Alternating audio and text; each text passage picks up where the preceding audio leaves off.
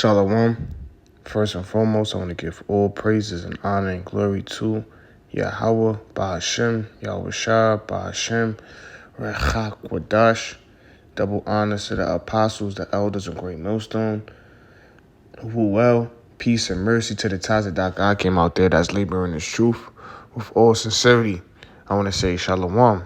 And today's topic is going to be a quick topic, through the spirit and power of Yahweh Hashem Yahweh Shah, going into, since today is so-called, we know today's a pagan day, a pagan holiday, all right, which is Thanksgiving, or you could call it Thanksgiving, all right, where basically, Americans, celebrate,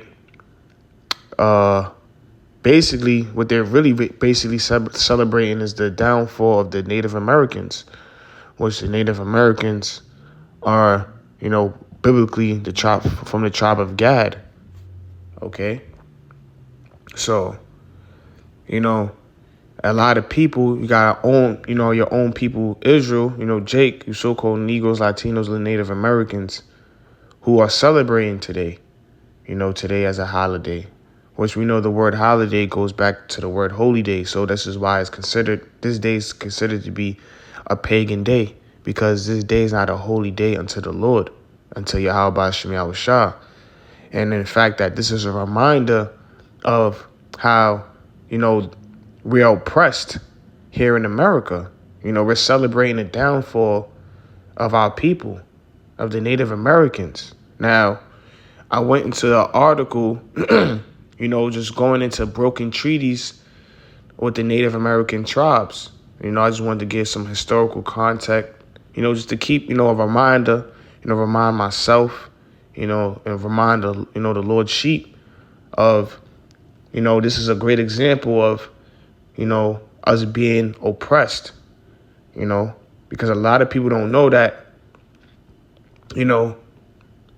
don't know the real origins, or they may still know the origins of Thanksgiving, but they don't realize the real effect, because there's still a lot of Native Americans who still alive to this day who hates this day, because when they go into the history, it's a history of genocide. It's a history of, them losing their lands, their resources.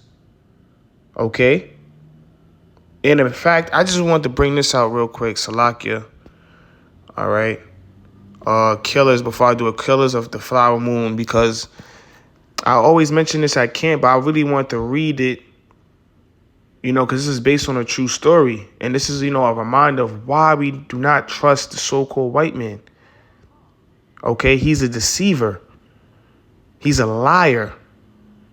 Okay. That's why the scripture said war is in his heart. So now, let me read the little this little quick article, little quick point. So it says, what is the point of killers of the flower moon? So this is based on a true story. It says, set in the 1920s Oklahoma, it focuses on a series of murders of Osage members, which the Osage members belong to, one of the tribes of the Native Americans. They're not a part of the five, which is like the Cherokees, the Creoles, the Creeks, the Seminole Indians, the Cocteau, the Chesapeakes. They're not a part of that, like the five main tribes, but they're still a tribe of the Native Americans. So it says it's set in 1920s Oklahoma. It focuses on a series of murders of Osage members and relations in the Osage Nation after oil was discovered on tribal land. So oil was discovered in the land where the Native Americans were dwelling at, which was in Oklahoma. Okay, so now a lot of the so-called white man, the wicked, who's biblically Esau Edom, he was plotting against the Native Americans, against the Osage tribe, because they had oil on their land, which is a major resource. So it says the tribal members had retained minerals rights on their reservation, but a corrupt local political boss sought to steal their wealth. And the way that when you go into it, the way he stole their wealth was he put life insurance policies on them. They sent sicknesses upon the Native Americans. Okay. Look, right here it says they had type 2 diabetes. They was killing them off. It was killing them off. So that's how basically the so-called white man, and they was marrying a lot of the Osage women, a lot of the Native American women. So what they would do is they would kill off, they would marry the woman, because when you're married, you inherit their family's wealth.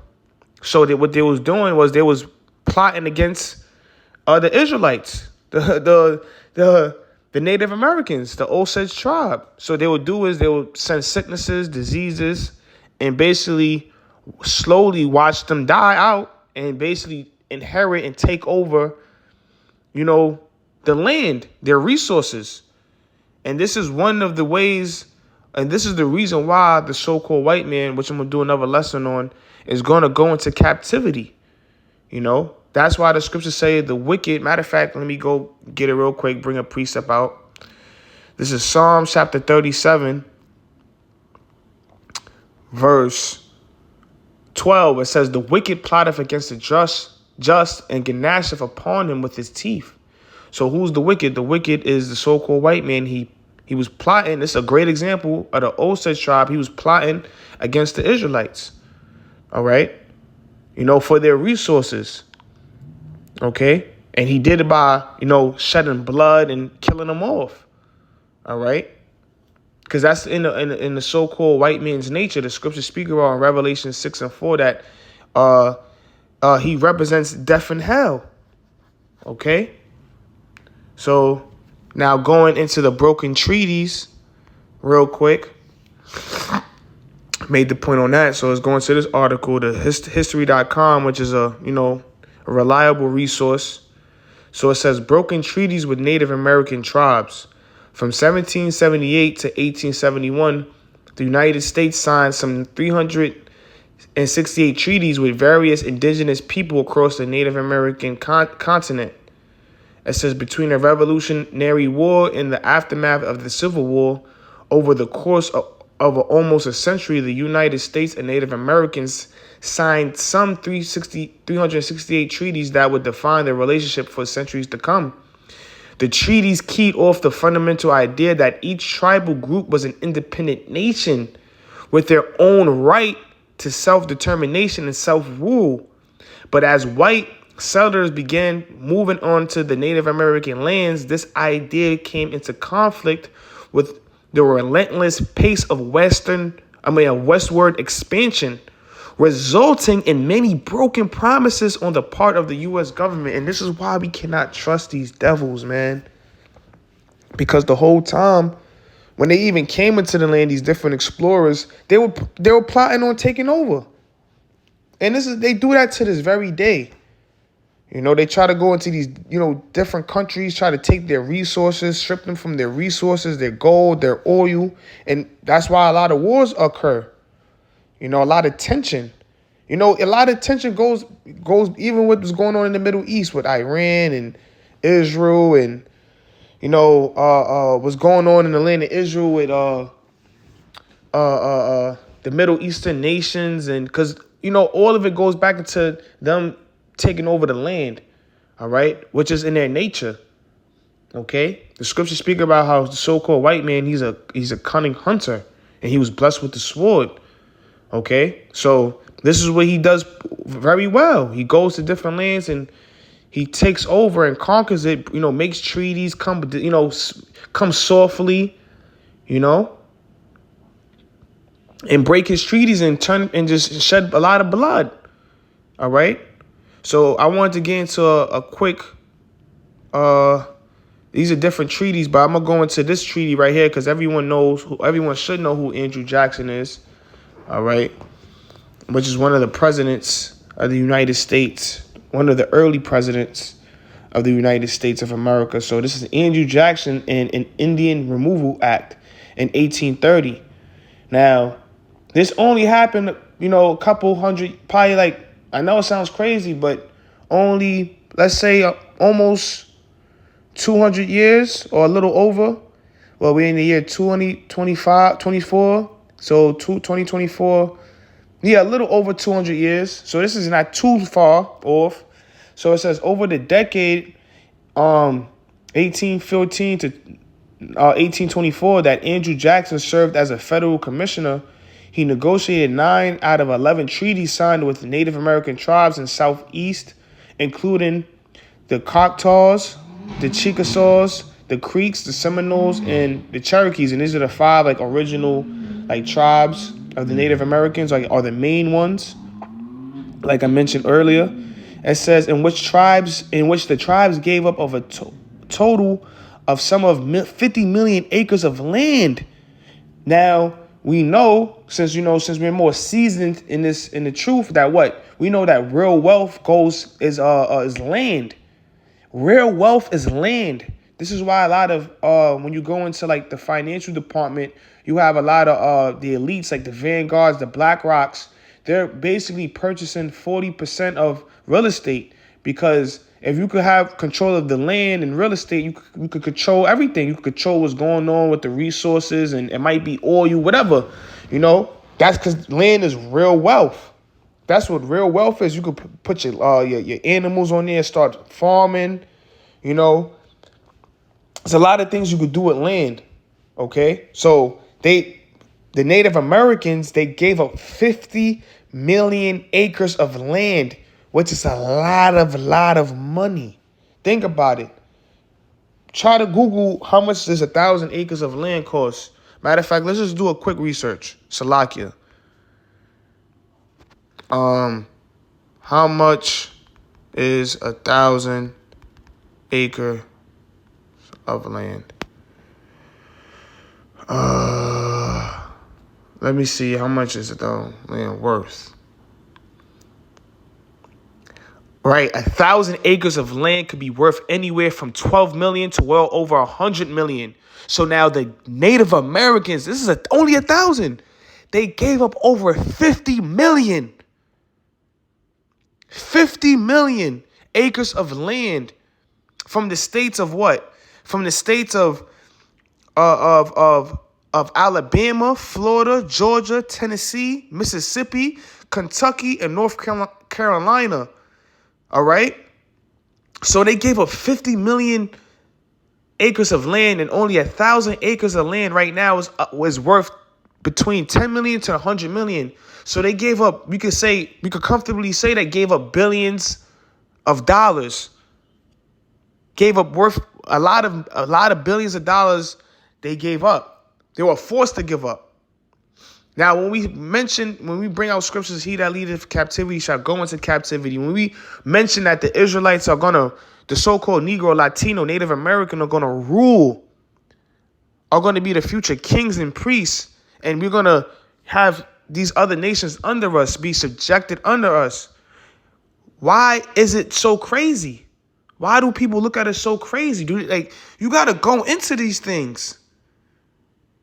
Imagine your family right now. Imagine you had your family and your family's family and your cousins, a whole nation. You had 50 million of acres, and it was taken by force and deceit and lies. How would you feel? This is why the so-called white man, for the scriptures speak about, for the Esau is the end of the world and Jacob is the beginning of that followeth. That's why the scriptures speak about how the Lord is going to take vengeance, because you have touched the apple of his eye. Okay? There's a lot of wickedness the so-called white man has done, man, and it's not going to be forgotten. The Lord haven't forgotten, and the ones who's the elect, they haven't forgotten either. I'm going to just say that, because it's the spirit of the Lord that's in us to, keep reminding us of how wicked the so-called white man is, and continually going into the history. All right. So it says, elected president in 1828, Jackson spearheaded the Indian Removal Act 1830 through Congress, by which the U.S. government granted land west of the Mississippi River to native tribes who agreed to give up their homelands. Though removal was supposed to be voluntarily, in practice, Jackson used threats of withheld payments, which they're going to do now when the dollar crashed. There's nothing new under the sun. There was nothing new under the sun. They withheld payments. They made threats. This is what we have to prepare our minds for. It says in legal and military action. What does that sound like? Martial law. Come on, man. This is history. This is only happened over 200 years ago. This is American history. Though removal was supposed to be voluntary in practice, Jackson used threats of withheld payments and legal and military action to conclude nearly 70 removal treaties over the course of his presidency, opening up some 25 million acres of land in the South to white settlement and slavery. So they got these lands. Look, check this out. They got these lands, right? You know, they removed the Native Americans. So what? They cleared up the space. So what they did, they brought, now the transatlantic slave trade happened all around the same time. Because this is only in the 1800s. Okay?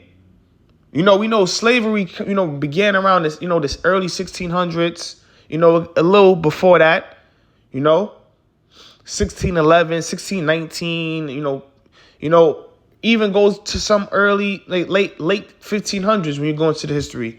So this is around the 1800s. So they were still, we could say that they were still, they got all these lands and put slaves on these lands and made the slaves work, the African slaves work. Okay? The more lands they was able to occupy. All right? So let's go into Psalms chapter 55, verse 21. It says, the words of his mouth were smoother than butter, but war was in his heart. So, they came, the so-called white man, they came, and when you read the book of Psalms, we know that King David was talking about his enemies. And we know our enemy, our chief enemy, our top enemy, all right, is the so-called white man, Esau, pursuant to Psalms the 83rd chapter. When you read the list of our of Israel's enemies, the nation of Esau is number one. So now the so-called white man, the way he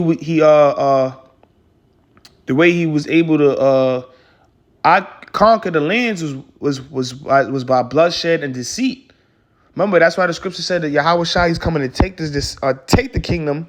The saints of the Most High is going to take the kingdom, and we're not going to use deceit. We're not going to try to have, talk it out, make peace treaties. And no, we're going to take the kingdom. But the so-called white man, what he did to the Native Americans, he used deceit. He used guile. He came through, smooth. His words were smooth as butter, softly, humble.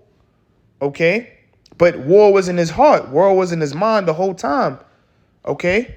It says his words were soft in the oil, yet they drawn swords, and that they literally used in the modern day sword was a gun, and that's what they used against the Native Americans. They used their guns, their military power to overcome them, because the Native Americans, they didn't have the technology and the war capability to really compete. Yeah, they won some battles. But ultimately, they didn't have enough to fight off the so-called white man. All right, which is all prophecy, because this is not our rest, So all these things were meant to happen. But the point is, don't trust the so-called white man. All right, let me go to the book of Sirach. This is the book of Sirach, chapter 12, verse 10. It says, never trust thine enemy, for like as iron rusteth, so is his wickedness. Because the so-called white man's wickedness is destructive as rust. Okay? So we're not supposed to trust our enemy, which is the so-called white man and all these other nations, but chiefly the so-called white man. All right. Never trust thy enemy. Never get comfortable. Always stay circumspect. Yes, we use wisdom. Yes, we have bosses that are so-called white men and Edomites. But we use wisdom. Scriptures speak about be harmless as doves, as wise as serpents. All right. But the point is never to trust your enemy. Use wisdom at all times. All right. Be in the spirit at all times. Don't let your guard down. Because that's how he creeps in. The so-called white man, he knows your breaking points. That's why you're never supposed to show any kinks in your armor. Because he knows your breaking points. Okay? And then he comes through, softly, and then boom, he's on you.